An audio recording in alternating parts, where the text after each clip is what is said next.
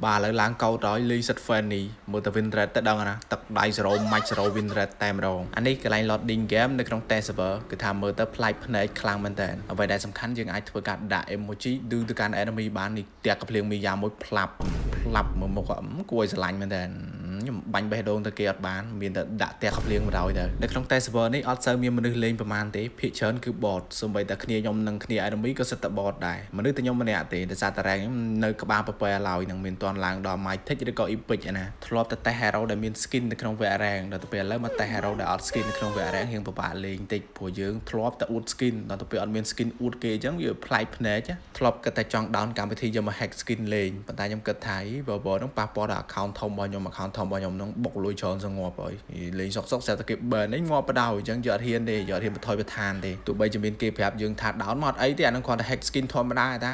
ទោះបីជាគេប្រាប់យើងអញ្ចឹងក៏យកអត់ហ៊ានបន្ថយដែរគ្រាយើងបាច់ឆ្ងល់ទេថាមូលហេតុអី enemy នឹងចិត្តងាយមែនហើយខ្ញុំវាយងាប់ងាយតាមពិតទៅ enemy នឹងមិនមែនជាមនុស្សពេញលេញទេគឺជា bot ដែលពេញលក្ខណៈតែម្ដងតែ bot នេះសាហាវ bot នេះគ្មាន Jesse Ber ទេនោះ helper enemy នោះគ្មាន Jesse Ber ទេដេញទៅវាយយើងតែម្ដងហើយខ្ញុំមិនបាច់ខ្វល់ច្រើនទេអង្គុយតែ farm យកតែ burst យកតែអីអស់មកមិនធំតែសាហាវទេ bot នេះក៏ប្លែកទៀតណាមើលខ្មៅនេះអត់ដឹងស្អីសោះត្រេតបាញ់ងាប់ដែរអង្គុយតែ clear កុំនាមតែឯងសោះសុកទៅបកាច់ងាប់តែឯងហ្នឹងបលយោបាទមើលទៅទឹកដៃ fan នេះខ្ញុំទៅដឹងណាពីរខ្សែគឺអស់ហើយពីរខ្សែហ្នឹងឈប់ដើរហើយសេរីមួយខ្សែទៀតត្មងគឺថាអត់ដូចគេទេគេ5 6ខ្សែហោះស្ទុយបើខ្ញុំមិនដែរពីរខ្សែហ្នឹងសល់ប្រហែលគឺដើរសុទ្ធតែម្ដងនេះមកឆ្វាច់ហ្នឹងងាប់មីយ៉ាមួយយ៉ាចូលត្រេតគេឈុ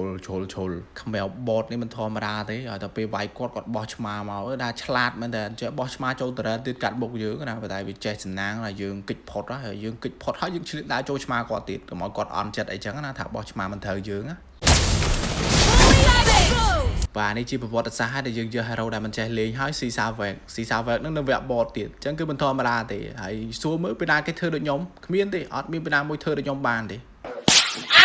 និយាយចឹងគ្នាយើង event aspirant version 4ហ្នឹងគឺបានចូលមកដល់ក្នុង original server របស់យើងហើយនិយាយពីការប្រតិគិតលើកទី1ក្នុង event មួយហ្នឹងវិញខ្ញុំជឿតែគ្នាយើងកំពុងតែតឹងរោងចាំហើយនិយាយទៅនៅថ្ងៃ10ខែ10នៅម៉ោង3រសៀលមានការប្រតិគិតលើកទី1នៅក្នុង event aspirant ហើយបើគ្នាយើងថាមិនចង់ចំណាយច្រើនអីទេខ្ញុំសូមណែនាំគ្នាយើងឲ្យចាំដាក់ ticket អីចឹងទៅវាចំណេញជាងហើយបើចង់កាន់តែចំណេញទៀតនោះគ្នាយើងគួរតែដាក់ diamond នៅក្នុង Facebook page Lisa Top Up ដែលសារតែមួយកន្លែងរបស់គាត់មានទទួល Top Up diamond ក្នុងតម្លៃធូរថ្លៃសមរម្យដែលបានលឿនឡាសុវត្ថិភាពដល់ account បងប្អូនទៀតបើសិនជាបងប្អូនមាន app ឬប្រើប្រាស់កងធនាគារក៏អាចធ្វើការទិញ diamond top up diamond នៅខ្លួនឯងបាននៅក្នុង website របស់គាត់ដែលមានឈ្មោះថា lisatopup.com នៅក្នុង website របស់គាត់គឺមាន game ច្រើនគ្នាយើងឆ្លាញ់ game មួយណាដាក់ game មួយនឹងបានហើយនិយាយថាចង់បញ្ចប់នៃ game មួយនឹងវិញដោយសារតែខ្ញុំវាយ bot ចឹងវាអត់សូវសុវ័យចិត្តប្រហែលទេទោះស៊ីសាវែក10 20ដងក៏ដោយក៏ដែរយើងសុវ័យចិត្តនៅក្នុងការលេង chill អត់មានអ្នកទឹកសិចដាក់យើងយក hero មកតេសក្នុងវគ្គហ្នឹងបានវាសុវ័យ